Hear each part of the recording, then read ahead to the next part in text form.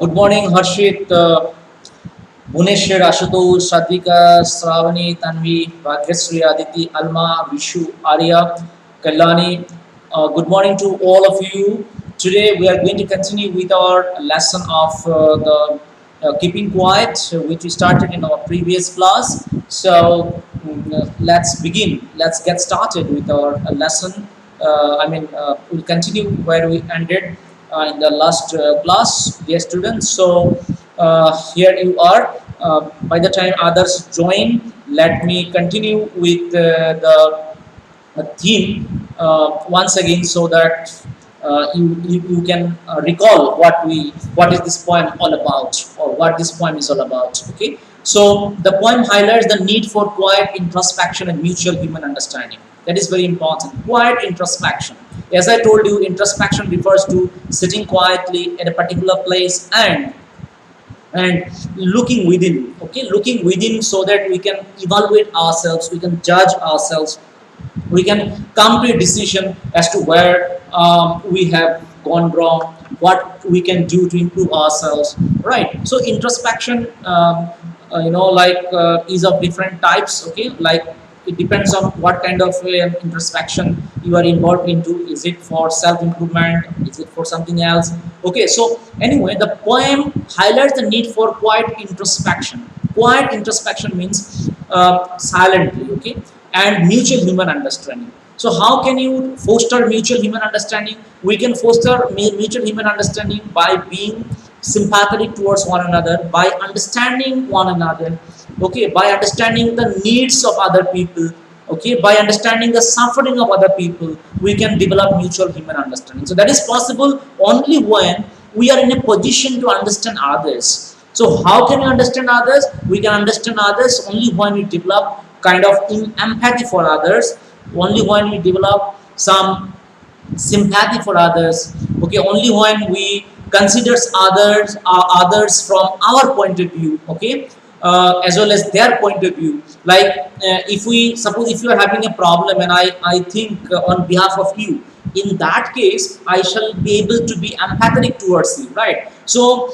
that is important. Okay, if we should understand each other from their point of view, not from always our point of view. Okay, because a person, if a person is in trouble, only he can understand the problem that is involved there. Okay, so if we understand a person from his point of view, then we can better understand a person. Okay, so that is important. Then the poem stresses on building a peaceful and harmonious world. That is the message. Actually, the poem provides us a message to build up a peaceful and harmonious world. The poem also appeals for fostering the spirit of brotherhood among the people of the world. Poem appeals to us to stop waging war against indiscriminate exploitation of Mother Earth for vested interests. The poem appeals to us to stop waging war, against indiscriminate exploitation of Mother Earth for vested interests. Okay, that is also one of the themes, because people keep cutting down the trees. Okay, then people keep catching the fish from the sea, from the water body. So as a result, we are creating we are not helping the nature to remain balanced. Okay, so ecological imbalance is something what we are contributing to by exploiting Mother Earth. Okay, so this is what we should stop doing. That is also one of the messages of the poem. Then the poem shows concern on isolation of human beings resulting out of their selfishness. So why is there a need for quiet introspection? There is a need for quiet introspection because people have become isolated from one another. So when you become isolated from one another, what happens? You tend to become selfish, and when you tend to become selfish, you tend to create misunderstanding. Okay, you are prone to having misunderstanding with others whenever you become very much selfish. Okay, so we need to get rid of being selfish and being in isolation. Therefore, the poem shows concern for human beings, for being isolated, right, and for being selfish. The poem strongly condemns nuclear and chemical wars also, and victory with no human survivors, right? So the poem as a whole conveys the message of fostering universal love and brotherhood, give up violence, give up wars, and the poem preaches us to be more empathetic towards others so that we can develop universal love and care, universal brotherhood among all. And the poem strongly condemns the use of nuclear and chemical war, because the poet says that there might be a victory in a war for a particular country, but victory is achieved at the cost of human lives with no survivors. So what is the use of victory with no survivors around, right? You achieve something, but there is no one to relish your achievement. Then what is the purpose of this achievement? Therefore, the poet says that there should not be any war, because if war is done at the cost of human lives, then this victory has no value, right? So these are some of the things, issues that the poem addresses. So now hopefully many of you have joined. Now let me continue from where I stopped in the last class. Okay. So dear students, I shall continue from uh, lines 11 to 14 now. Lines 11 to 14. You can see here, fishermen in the cold sea. Let me expand a little bit for you. Okay. Fishermen in the cold sea would not harm whales, and the man gathering salt would look at his hard hands. Right. Fishermen in the cold sea would not harm whales, and the man gathering salt would look at his hard hands. Okay, so it is in the context of the sea.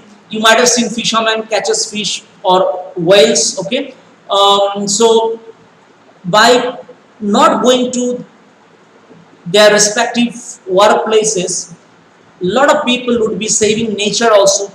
So whales, metaphor for all kinds of fishes, all kinds of creatures that are found in water, they are caught. Okay, their species are being uh, you know mm, are disappearing.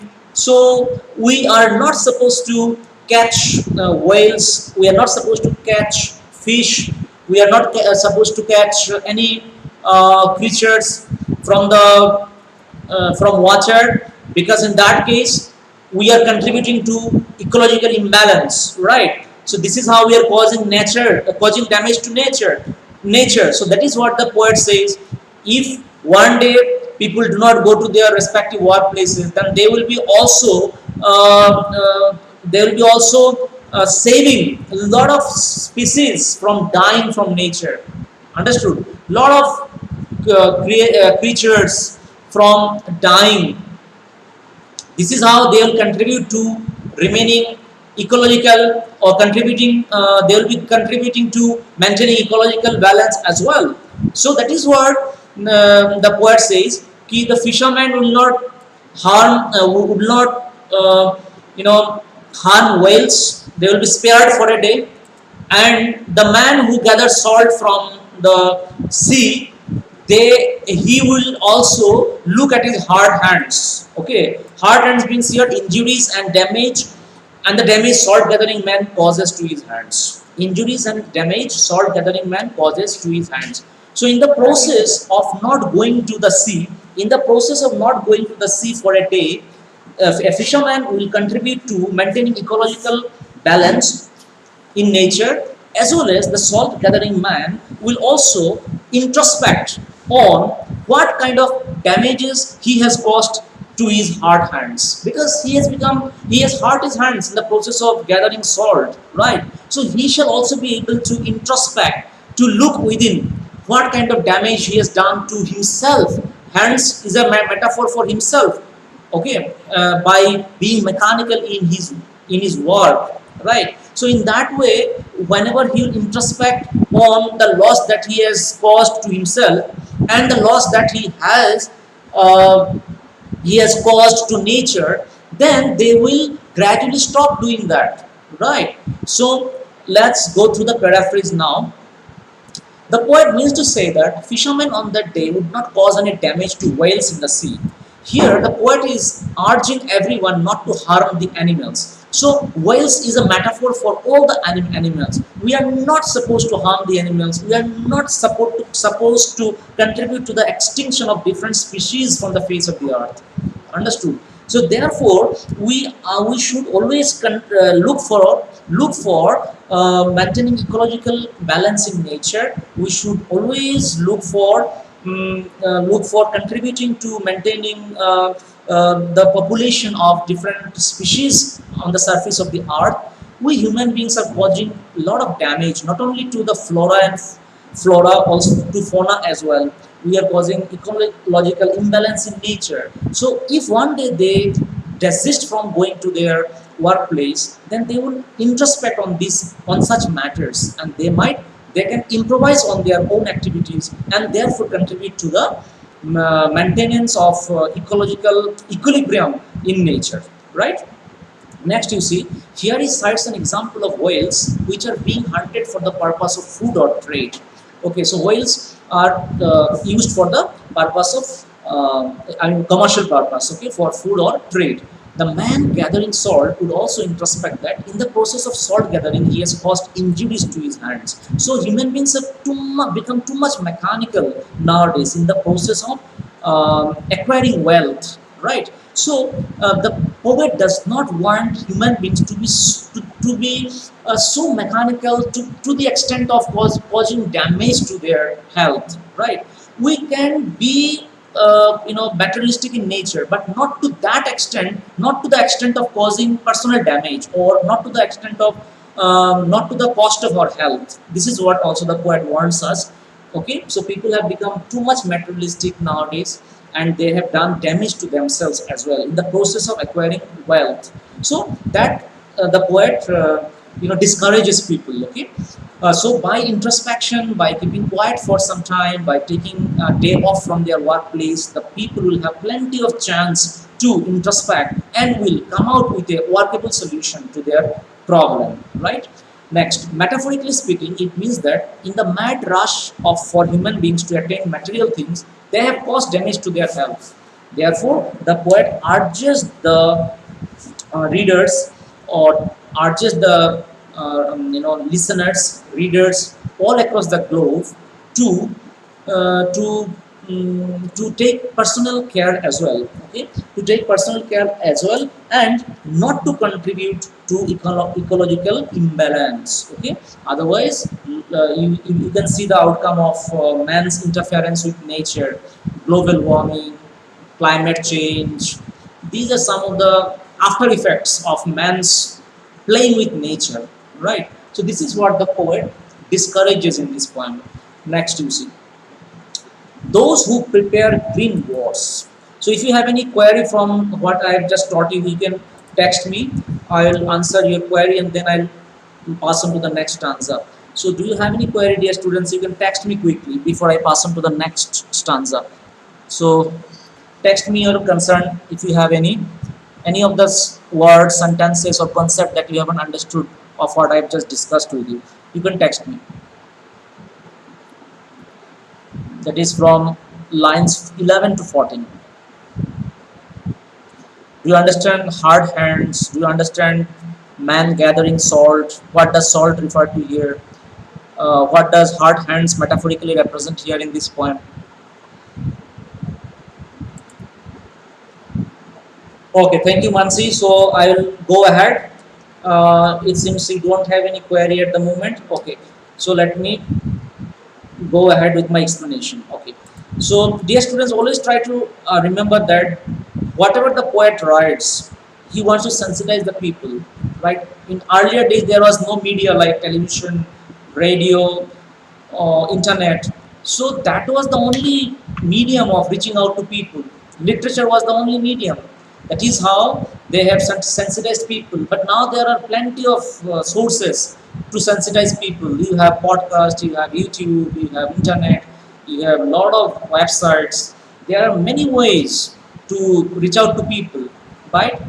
But in spite of that, poetry has its own significance. Okay, the poets write to sensitize people, to educate people, to create awareness in the society, to so that people, people become more empowered in political affairs, in economic affairs, in social affairs.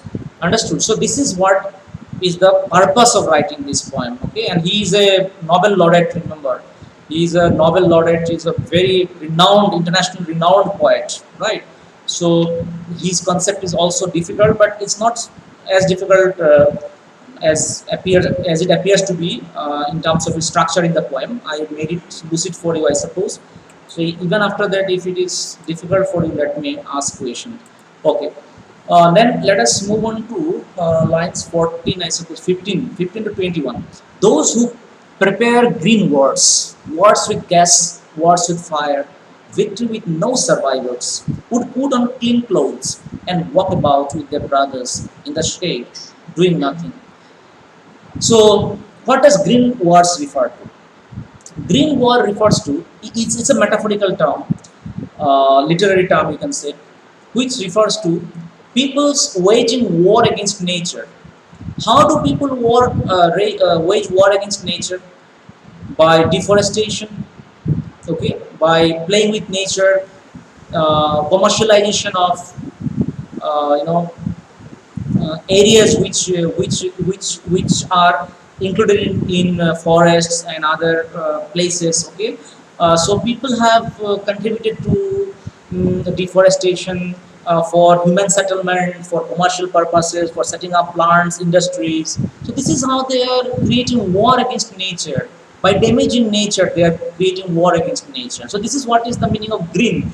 As you know, green is a metaphor for nature, right? So wars, green wars means wars that human beings are indulged in against nature. So how do they indulge in war against nature?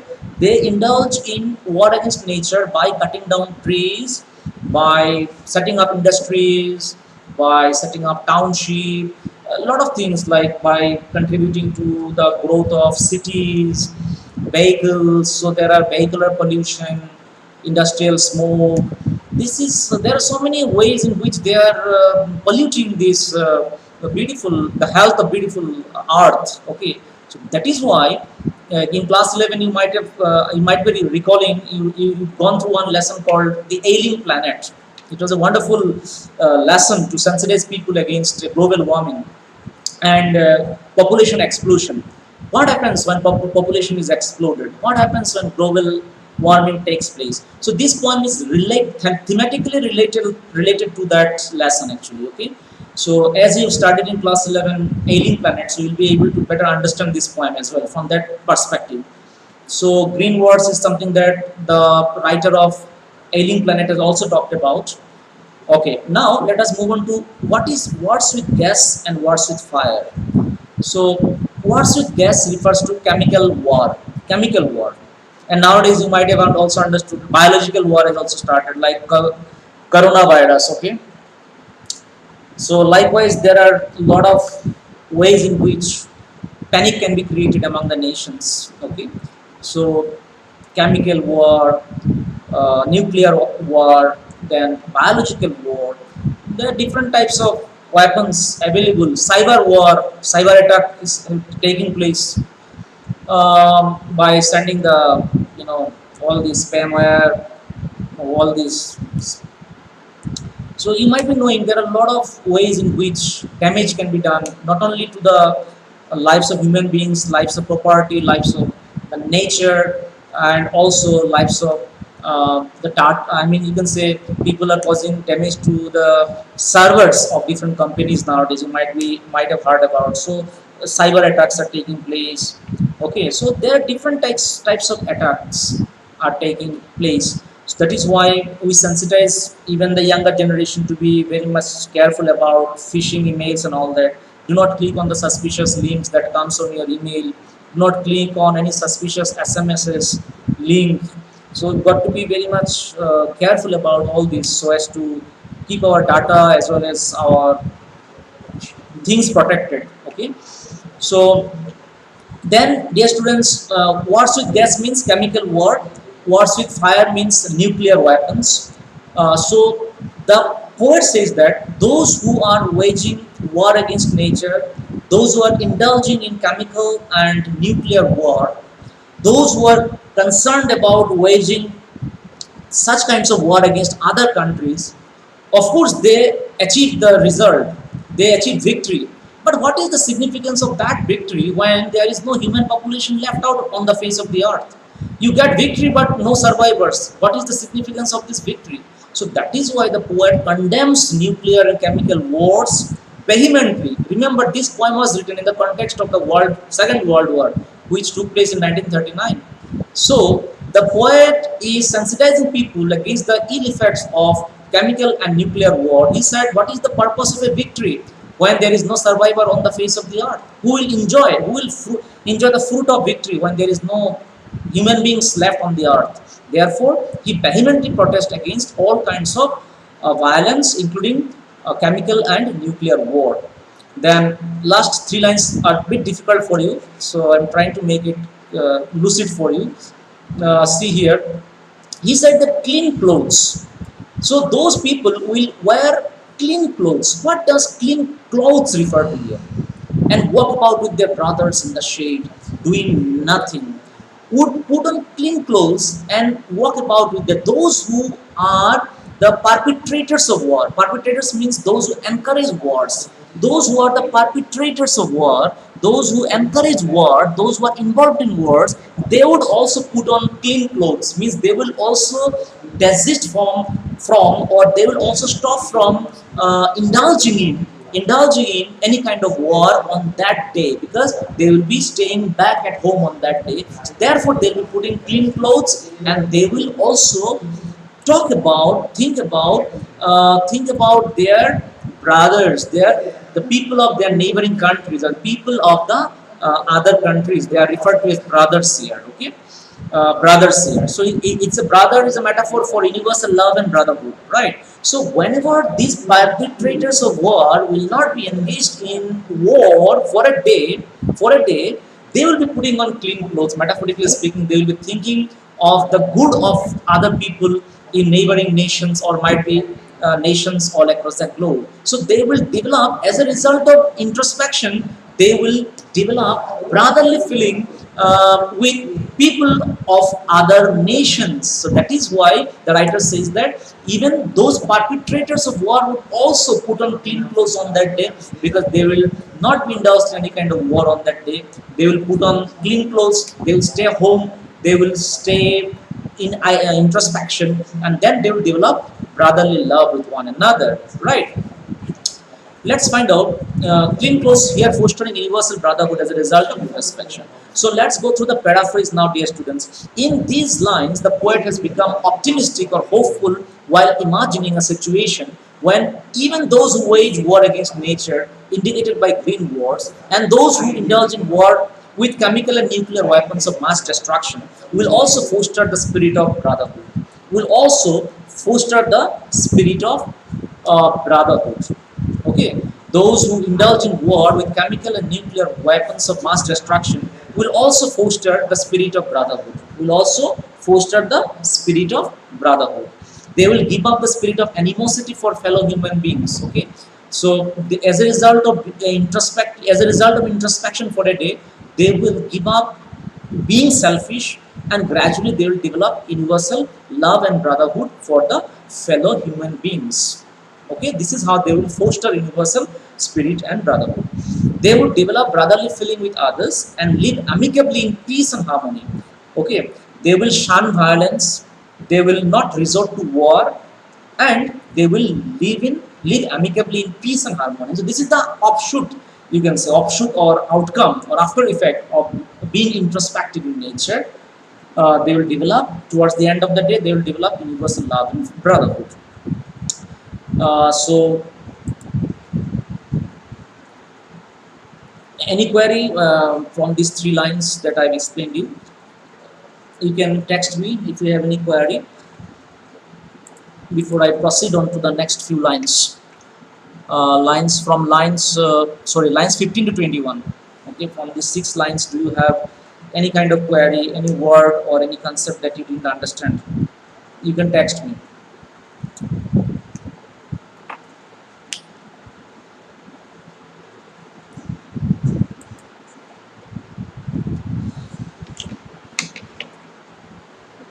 Okay, Sadvika Suvam. Okay, thank you, thank you. Let me then carry forward. Okay, so next is 22nd. Okay, line 22nd to 25th.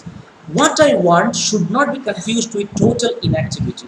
Okay, dear students, remember the poet wants us to introspect for a day, for some time, and take a day's leave from our workplace. And when the poet asks us to introspect for it for some time, he does not mean inactivity. He is not propagating the concept of inactivity. Understood? He doesn't mean to say you just keep your eyes closed and sit comfortably, sit silently. No. Behind your silence, there must be some thought process going inside you. That is what is the meaning of introspection. Introspection is not the same as meditation, right?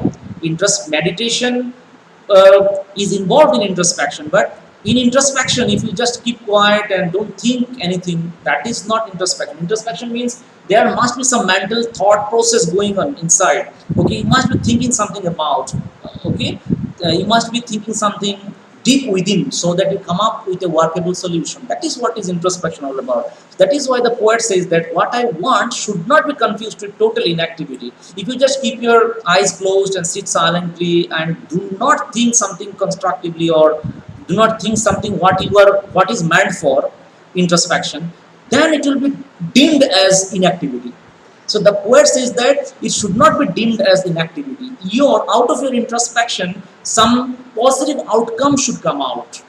Some workable solution should come out. You must develop some feeling of universal brotherhood. You must shun violence. You must stop being jealous. You must stop being selfish. You must stop being isolated from other human beings. That should be the viable outcome of your introspection. And if that doesn't come out of your introspection, then it will be deemed as inactivity. That is why he said that do not get confused with the introspection with total inactivity. It's not inactivity. It is something about coming up with some positive outcome. Life is what it is about. I want no track with death. Life is what it is about. Let the life go on how it is going. Okay, let the life go on how it is going. I don't want any truck with death. Truck with death means it is a metaphorical sentence expression. Actually, it is literary sentence. I want no truck with death means he does not want simply a death like silence, right? There must be something positive behind the silence. Only being silent and doing nothing constructively will not result anything you can say anything which is worth doing good for the welfare of the society. No, your introspection must give rise to something worth achieving, okay, something resourceful. Otherwise, I do not want any kind of death like silence in my introspection. Okay, by introspection you must give rise to something which can be used for the good of humanity, which can be used for the welfare of the society. That is why he says, I want no truck with death. There should not be a death like silence alone in your introspection, right? Let the life go, whatever it is all about. Okay, he has a reason to say this. I'll explain you.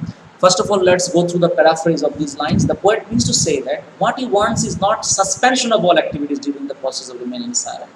Okay, he says that there should not be a suspension of all activities. For example, we should introspect by being silent so that we are able to understand why there is so much misunderstanding among human beings. So if there is suspension of thoughts in our mind, in that case we shall fail to carry out the very purpose for which we have been asked to meditate or introspect, right?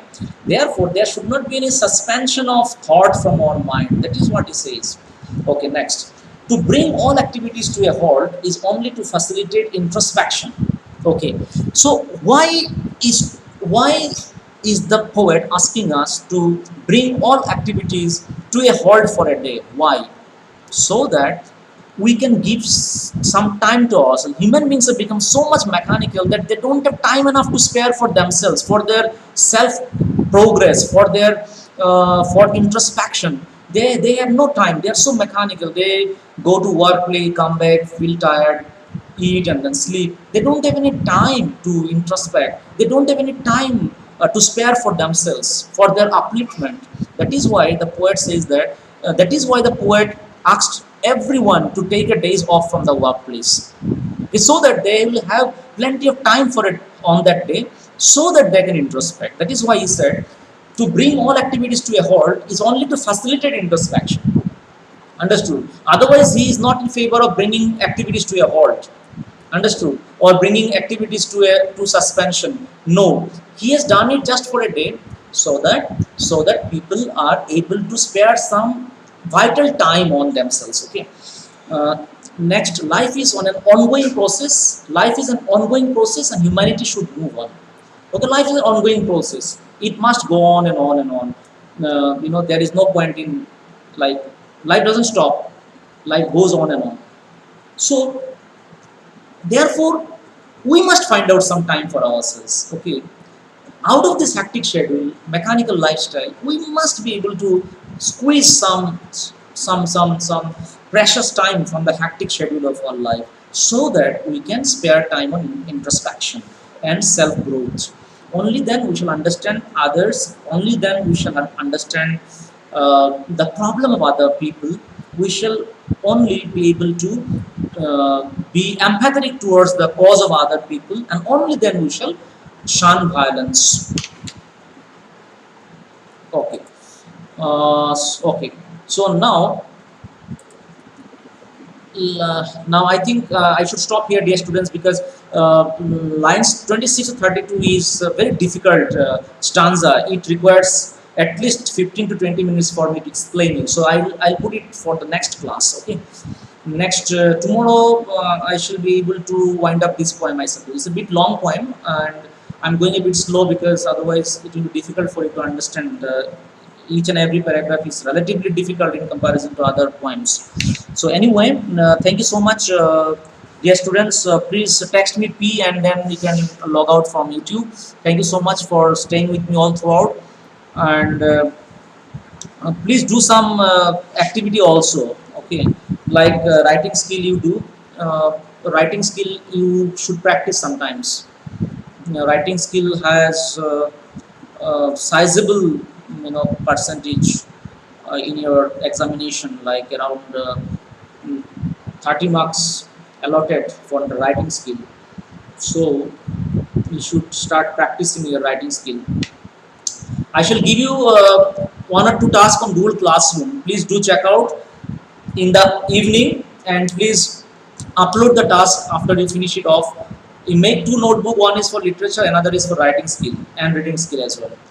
So do it on your notebook, take a peek, make it in a single PDF file, and then upload on the Google Classroom, and I shall evaluate and let you know. Okay, please check it out on Google Classroom this evening.